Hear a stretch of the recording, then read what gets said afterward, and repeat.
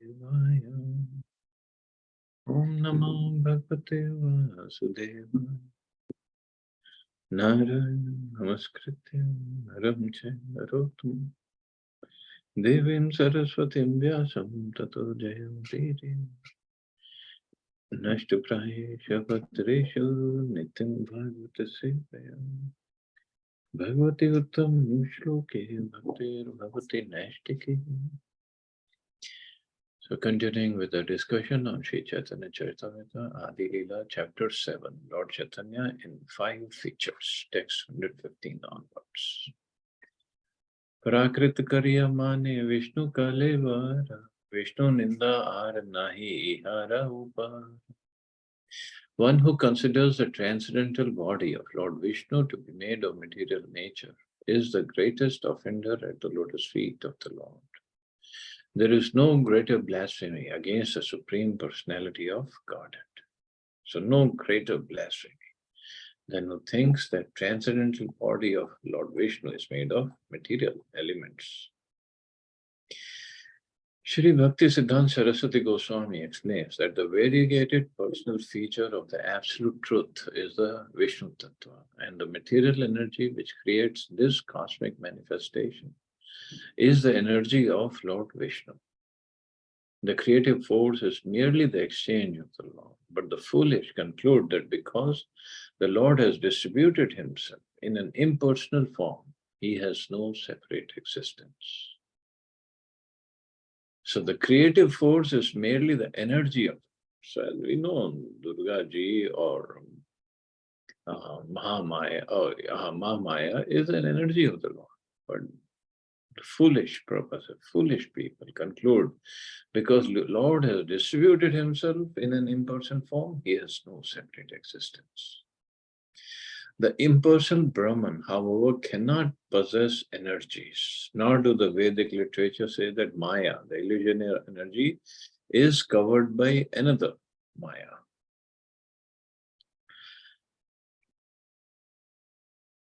So this is all their misconceptions. There are hundreds and thousands of references to Vishnu Maya, Rasya Shakti, or the energy of Lord Vishnu. In Bhagavad Gita, Krishna refers to Mam Maya, my energy. Maya is controlled by the Supreme Personality of Godhead. It's not that he is covered by Maya. Therefore, Lord Vishnu cannot be a product of the material energy. Because also we studied in Bhagavatam, Krishna, before this whole material world was manifested, it was stated as Pradhan, but everything, every ingredient comes from Lord Vishnu. So it's not like Lord Vishnu is going to get covered by Maya or he is formed from Maya. No. He is a source, not Maya or energy. This material energy is a source. In the beginning of Vedanta Sutra, it is said, Janmadhyasya yataha, indicating that the material energy is also an emanation of the Supreme Brahman. How then could he be covered by the material energy? If that were possible, material energy would be greater than the Supreme Brahman. Even these simple arguments, however, cannot be understood by the Mayavadi philosophers, and therefore the term Mayaya Aparita Jnana, which is applied to them in the Bhagavad Gita, is extremely appropriate. Anyone who thinks that Lord Vishnu is a product of the material energy, as explained by Sadananda Yogendra, should immediately be understood to be insane, for his knowledge has been stolen by the illusory energy. But this is what they all believe in, and when they speak, they also make others convinced, yes, this is a truth. Lord Vishnu cannot be placed within the category of the demigods. Those who are actually bewildered by the Mayavad philosophy and are still in the darkness of ignorance consider Lord Vishnu to be a demigod, in defiance of which Vedic mantra Om Tadu Vishnu Paramam Padam. Vishnu is always in a superior position. This mantra is confirmed in the Bhagavad Gita, Mattah Paratram Namyat. There is no truth superior to Lord Krishna or Vishnu.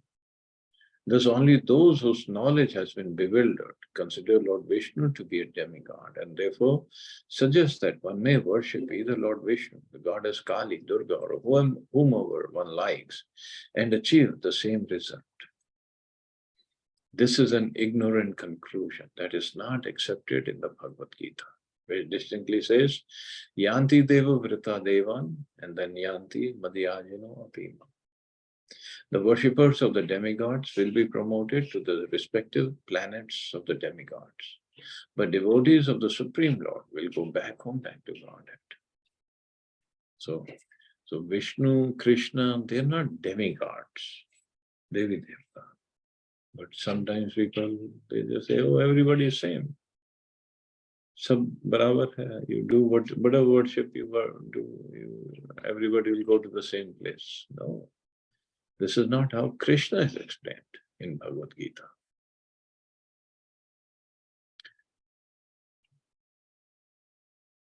Lord Krishna explains very clearly in the Bhagavad Gita that his material energy is very difficult to overcome. Devi hiesha gunamai mam maya duratyaya. Maya's influence is so strong that even learned scholars and spiritualists are also covered by Maya and think themselves to be as good as the Supreme Personality of Godhead. Actually, however, to free oneself from the influence of Maya, one must surrender to the Supreme Personality of Godhead. As Krishna also states in the Bhagavad Gita, Mamevye prapadyante maya metam tarantite. It's to be concluded, therefore, that Lord Vishnu does not belong to this material creation, but to the spiritual world. To misconceive Lord Vishnu to have a material body or to equate him with the demigods is the most offensive blasphemy against Lord Vishnu, and offenders against the lotus feet of Lord Vishnu cannot advance in spiritual knowledge. So we have to come first understand the position of Krishna or Vishnu and do the worship, do the bhakti. Others, they don't understand. That's why Bhagavad Gita, in Gita, Krishna himself says, Janmana, Bahunam Janmana Mante, Gyanvan Mam Prapadyate. After many, many births, one has real knowledge, he surrenders unto me. So means those who think they have knowledge, actually they have no knowledge. When they try to think Krishna, we all are God, or Krishna's body is made of material element, or this or that. They actually have no knowledge. That's why Prabhupada, they are called Maya Pratagyana, or those whose knowledge has been stolen by the influence of illusion. One who thinks that there is a difference between Lord Vishnu's body and his soul dwells in the darkest region of ignorance. There is no difference between Lord Vishnu's body and Vishnu's soul, for they are Advaya Jnana, one knowledge. In this world, there is a difference between the material body and the spiritual soul. But in the spiritual world, everything is spiritual, and there are no such differences. The greatest offense of the Mayavadi philosophers is to consider Lord Vishnu and the living entities to be one and the same. So this is the greatest offense. In this connection, the Padma Puran says, Arche Vishnu Shiladhir Gurushu Naramatir Vaishnave Jati Buddhi Yasya Va Naraki Saha. One who considers the Archamurti, the worshipable deity of Lord Vishnu, to be stone, the spiritual master to be an ordinary human being, and a Vaishnava to belong to a particular caste or creed, is possessed of hellish intelligence. Buddhi Naraki Saha. One who follows such conclusions is doomed, completely doomed. Ishwarera tatta yena jvalita jvalan jivera swarupa yaiche sphulingera kan. The Lord is like a great blazing fire, and the living entities are like small sparks of that fire. So the spark is never going to be equal to the fire. Although sparks and a big fire are both fire and both have the power to burn, the burning power of the fire and that of the spark are not the same. Why should one artificially try to become like a big fire, although by constitution he is like a small spark? It is due to ignorance.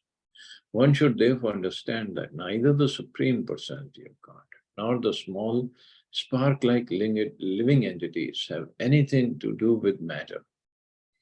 But that when the spiritual spark comes in contact with the material world, his fiery quality is extinguished. That is the position of the conditioned souls. Because they are in touch with the material world, their spiritual quality is almost dead. Because these spiritual sparks are all Krishna's parts and parcels, as Krishna says in Bhagavad Gita, Mamaivansha. They can revive their original position by getting free from material contact. So they can revive, because we all are spiritual sparks ultimately. But in the material world, we are so much enamored, covered, and so much in illusion. We've forgotten everything. This is pure philosophical understanding. In the Bhagavad Gita, the spiritual sparks are declared to be Sanatan, or eternal. Therefore, the material energy, Maya, cannot affect their constitutional position. Someone may argue, why is there a need to create the spiritual sparks? The answer can be given in this way. Since the absolute personality of Godhead is omnipotent, he has both unlimited and limited potencies. This is the meaning of omnipotent. To be omnipotent, he must have not only unlimited potencies, but limited potencies also. Thus, to exhibit his omnipotency, he displays both. The living entities are endowed with limited potency, although they are part of the Lord. The Lord displays the spiritual world by his unlimited potencies, whereas by his limited potencies, the material world is displayed. So this is omnipotent, means he is source of every energy. He is all powerful. So then he has to have both the energies, Professor, limited and unlimited. So limited is the material world, unlimited is the spiritual world. The Lord displays the spiritual world by his unlimited potencies, whereas by his limited potencies, the material world is displayed. In Bhagavad Gita, the Lord says, Aparayamitastvanyam prakritim vidhi me param. Jiva bhutam mahabaho yayedam dharete jagat. Besides this inferior energy, so mighty armed Arjuna, there is another superior energy of mine, which comprises all living entities who are exploiting the resources of this material inferior nature. The Jiva Bhuta, the living entities, control this material world with their limited potencies. So we are limited, also we are spiritual, but come under this limited energy.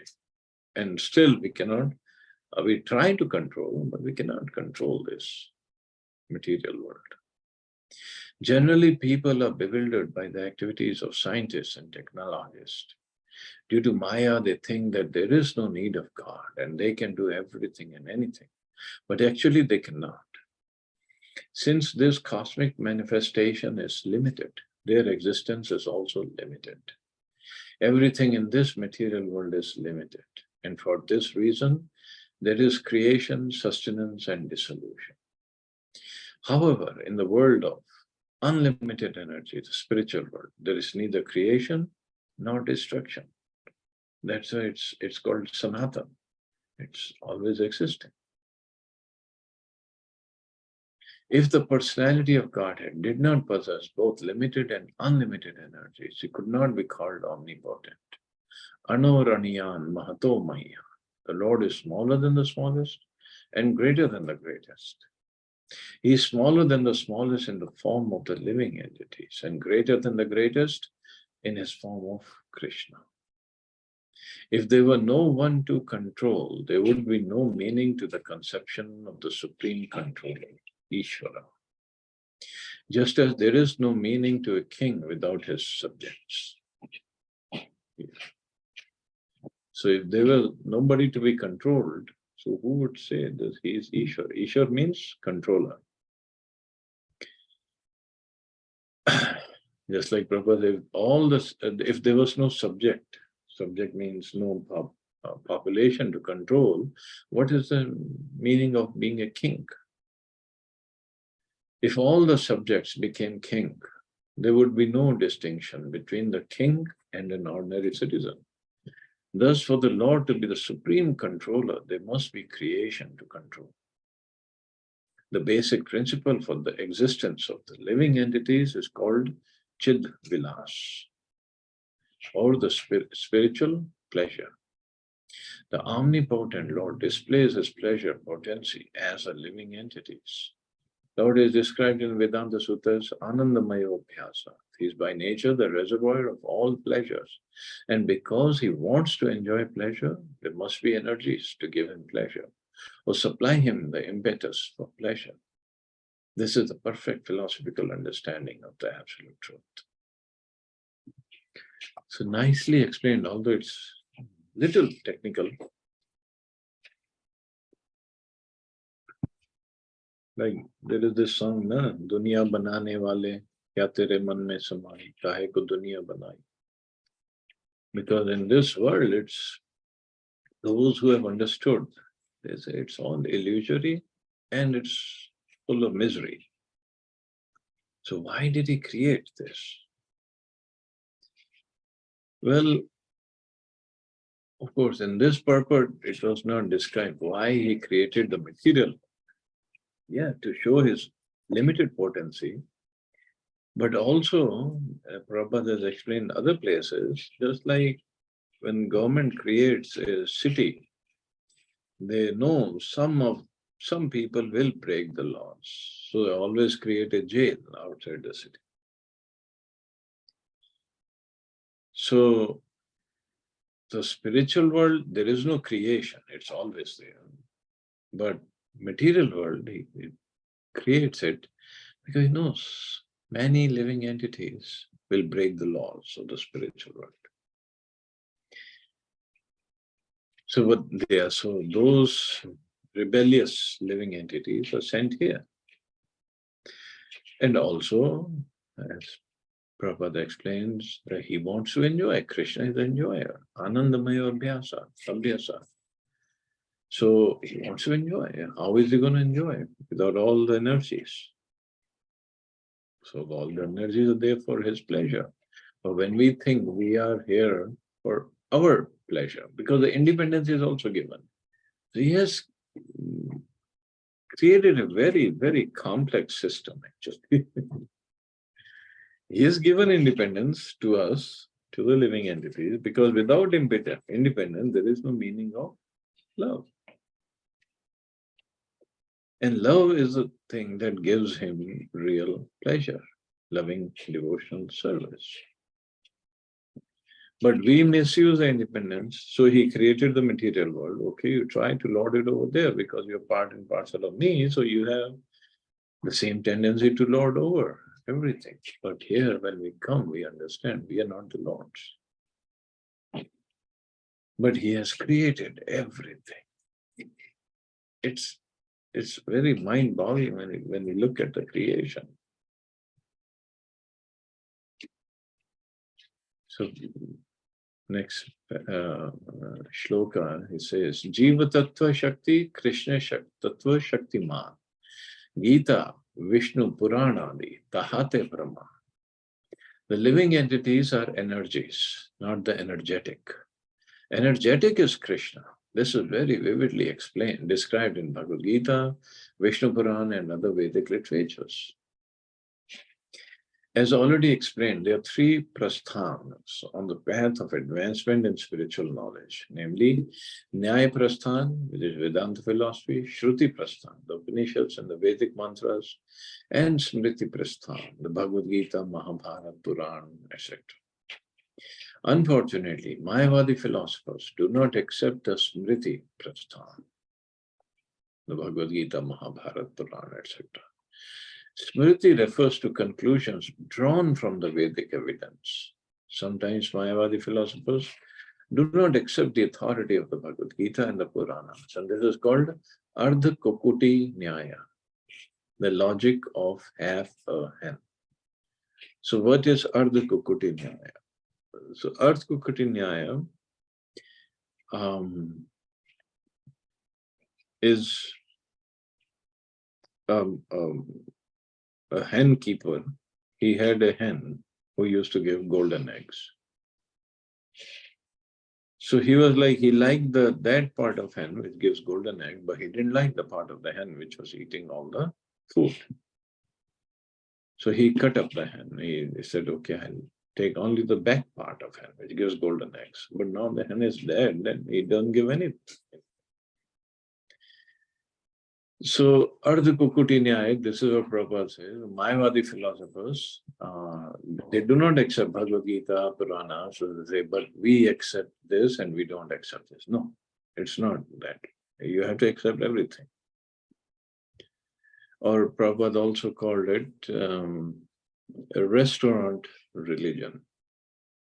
A restaurant means we go to a restaurant and we look at the menu and we order things. Okay, we want this, this, this, and we like this, and we don't like other things. Of course, when we go to a restaurant, we cannot eat everything. But the point is, when it comes to scriptures, we accept everything. Simple as that. But Mayavadi said, no, we will not take Bhagavad Gita, Mahabharata, Puran, the Smriti Prastha. They're not spoken by the Lord himself. Of course, Bhagavad Gita is spoken, but Bhagavad Gita is being part of Mahabharata. It just, they just don't like it. If one believes in the Vedic literatures, one must accept all the Vedic literatures recognized by the great acharyas. But the Mayavadi philosophers accept only the Nyaya Prasthan and Shruti Prasthan, rejecting the Smriti Prasthan. Therefore, here, however, Sri Chaitanya Mahaprabhu cites evidence from the Gita, Vishnu Puran, etc., which are Smriti Prasthan. No one can avoid the personality of Godhead in the statements of the Bhagavad Gita and other Vedic literatures such as Mahabharata and Puranas. Lord Chaitanya therefore quotes a passage from the Bhagavad Gita. Aparayam itastvanya. Okay, I'll take it tomorrow because it's a long purport to this one. So we'll take it up tomorrow. See, stop here, see anybody has any questions or comments.